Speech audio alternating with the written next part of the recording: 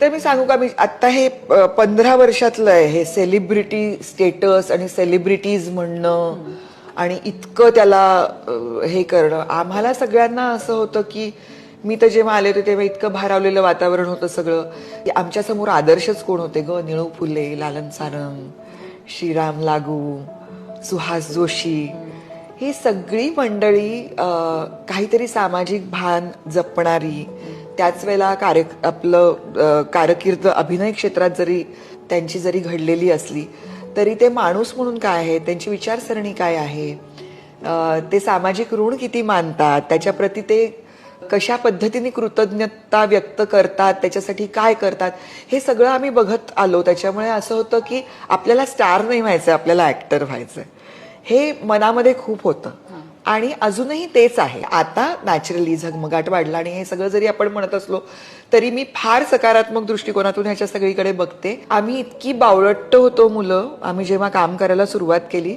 आम्ही इथे येऊन शिकत गेलो, पण आता जी मुलं येतात ती इतकी तयारीनिशी येतात आणि फार आमच्यापेक्षा जास्त कष्ट करतात. तर त्याच्यामुळे पहिल्यापासून हेच ठरवलं होतं की 24 तास यशस्वी माणूस असणं किंवा यशस्वी कारकीर्द असणं किंवा 24 तास आपल्याला अभिनेत्री म्हणून लोकांनी ओळखावं, याच्यापेक्षा आपण सतत एक चांगलं माणूस असलं पाहिजे आणि कालच्यापेक्षा आज आपण बेटर माणूस असलं पाहिजे.